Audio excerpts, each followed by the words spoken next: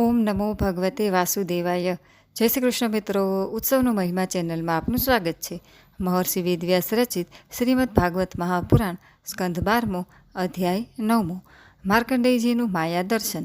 સુતજી કહે છે, જ્યારે જ્ઞાન સંપન્ન માર્કંડેય મુનિએ આ પ્રમાણે સ્તુતિ કરી ત્યારે ભગવાન નારાયણે પ્રસન્ન થઈને માર્કંડેયજીને કહ્યું. ભગવાન નારાયણે કહ્યું, હે બ્રહ્મર્ષિઓમાં શ્રેષ્ઠ, તમે ચિત્તની એકાગ્રતા, તપસ્યા, સ્વાધ્યાય, સંયમ અને મારી અનન્ય ભક્તિથી સિદ્ધ થઈ ગયા છો.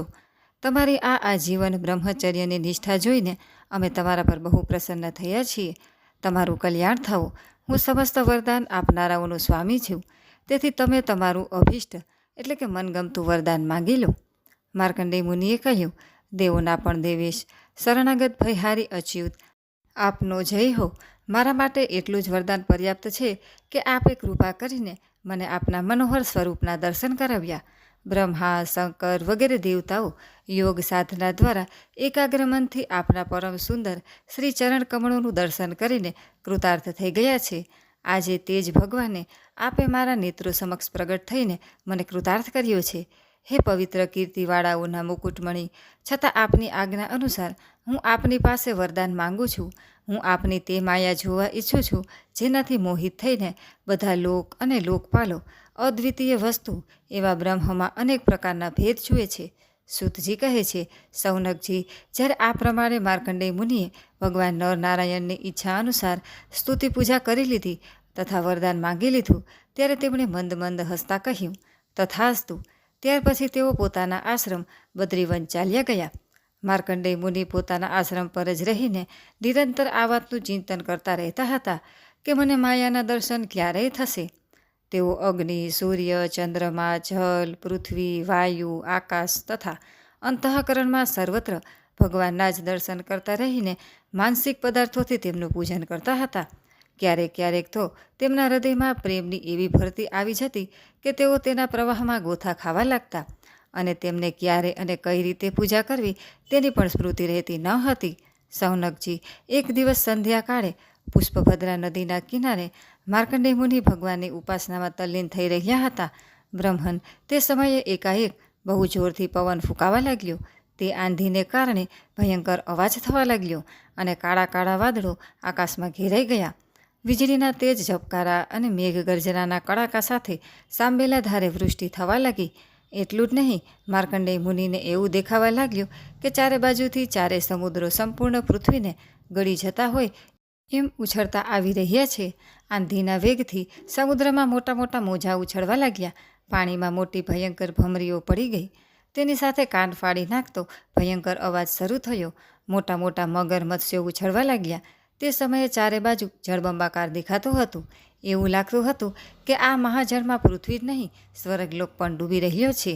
આ ઉપરાંત અત્યંત તીવ્ર ગતિથી આંધી પણ ચાલી રહી છે અને વીજળી ઝબકી રહી છે, જેથી સંપૂર્ણ જગત ત્રાસ પામીને ગમગીન થઈ રહ્યું છે. જ્યારે માર્કંડેય મુનિએ જોયું કે આ જલ પ્રલયમાં સંપૂર્ણ પૃથ્વી ડૂબી ગઈ, ઉદ્ભિજ, સ્વેદજ, અંડજ અને જરાયુજ ચારે પ્રકારના પ્રાણીઓ તથા સ્વયં તેઓ પણ વ્યાકુળ થઈ રહ્યા છે, ત્યારે તેઓ ઉદાસ થઈ ગયા અને ભયભીત પણ થઈ ગયા. તેમની સામે જ સમુદ્રના પ્રલયકાળ જેવા મોજા ઉછળી રહ્યા હતા. આંધીના વેગથી જલરાશિ પણ ઉછળતો હતો અને પ્રલયકાળના વાદળો ધોધમાર વૃષ્ટિથી સમુદ્રને વધારે ભરી રહ્યા હતા. તેમણે જોયું કે પૃથ્વી પરના દ્વીપો, ખંડો અને પર્વતો સાથે પૃથ્વીને સમુદ્રે ડૂબાડી દીધી.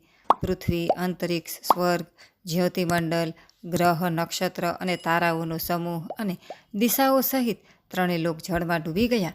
તે સમયે એકમાત્ર મહામુનિ માર્કંડેય જ બચી રહ્યા હતા. ત્યારે તેઓ પાગલ અને આંધળાની જેમ પોતાની જટા ફેલાવીને અહીંથી ત્યાં અને ત્યાંથી અહીં દોડતા રહીને પોતાના પ્રાણ બચાવવાની ચેષ્ટા કરી રહ્યા હતા. તેઓ ભૂખ તરસથી પણ વ્યાકુળ થઈ રહ્યા હતા. કોઈ બાજુ મોટા મોટા મગર તો કોઈ બાજુ મોટા તેમિંગલ મચ્છ તેમના ઉપર તૂટી પડતા હતા.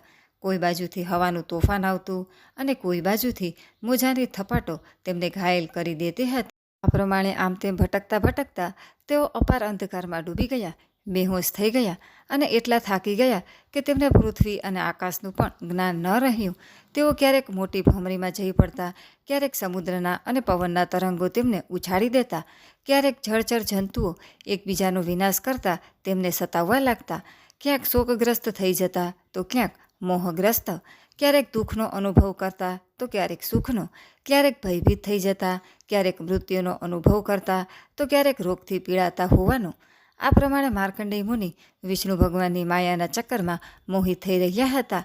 આ રીતે પ્રલયકાળના સમુદ્રમાં ભટકતા ભટકતા તેમને સેંકડો, હજારો નહીં પરંતુ લાખો કરોડો વર્ષો વીતી ગયા.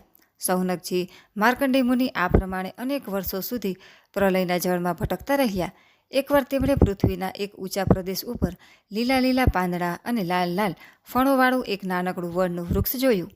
તે વડના ઝાડના ઈશાન ખૂણામાં એક ડાળી હતી. ત્યાં તેમણે વટસ્ય પત્રસ્ય પુટે શયાનમ, વડના પાંદડા ઉપર શયન કરી રહેલું ભગવાનનું બાલમુકુંદ સ્વરૂપ જોયું. તેના શરીરમાંથી એવી ઉજ્જવળ કાંતિ પ્રસરી રહી હતી જેનાથી આજુબાજુનો અંધકાર દૂર થઈ ગયો હતો. તે બાળક મરકતમણી જેવો શ્યામ હતો.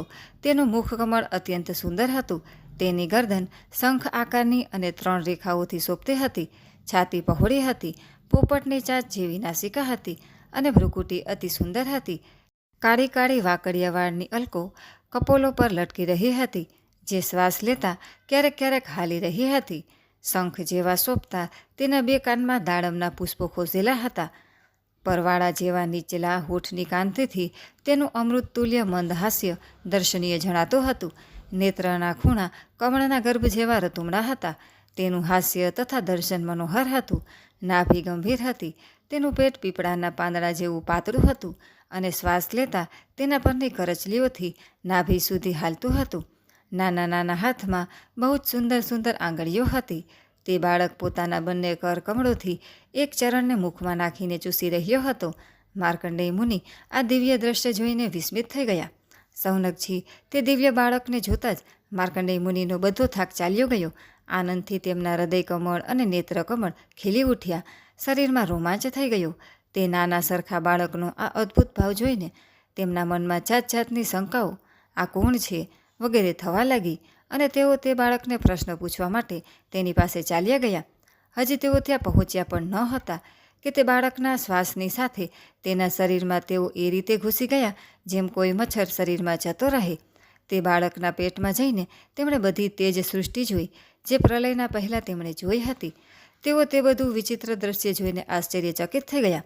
તેઓ મોહવશ કાંઈ વિચારી પણ ન શક્યા.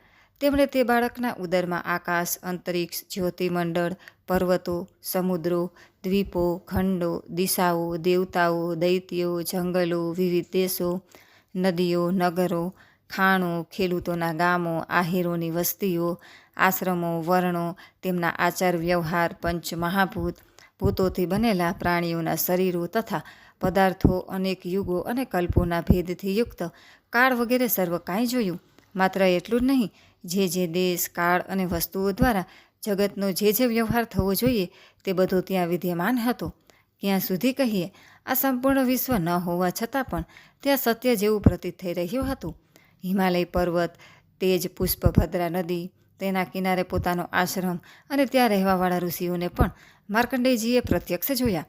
આ પ્રમાણે સંપૂર્ણ વિશ્વને જોતાં જોતાં જ તેઓ તે દિવ્ય બાળકના શ્વાસની સાથે બહાર આવી ગયા અને વળી પાછા પ્રલયકાળના સમુદ્રમાં આવી પડ્યા. હવે ફરી પાછું તેમણે જોયું કે સમુદ્રની મધ્યમાં પૃથ્વીના એક ઊંચા ભાગ ઉપર તેજ વનનું વૃક્ષ યથાવત વિદ્યમાન છે અને તેના પાંદડા ઉપર તેજ બાળક સૂતેલો છે.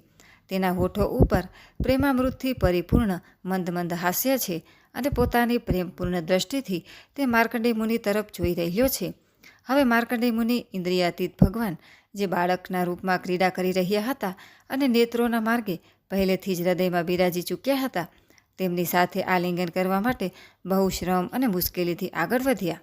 પરંતુ સૌનકજી ભગવાન માત્ર યોગીઓના જ નહીં, સ્વયં યોગના પણ સ્વામી અને સર્વના હૃદયમાં છુપાયેલા છે. હજી માર્કંડેયજી તેમની પાસે પહોંચ્યા પણ ન હતા કે તેઓ તુરંત અંતર્ધ્યાન થઈ ગયા. બરાબર એ રીતે કે જેમ અભાગ્યા અને અસમર્થ મનુષ્યનો પરિશ્રમ ફળ આપ્યા વિના જ નકામો થઈ જાય છે.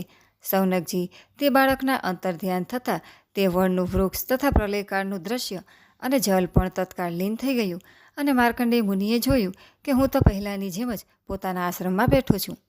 इति श्रीमद्भगवते महापुराणे पारमहंस्या संहिताया द्वादशस्कन्धे मायादर्शनं नाम 9मोऽध्यायः 12मा स्कंध अंतर्गत मायादर्शन नामनो 9मो अध्याय समाप्त.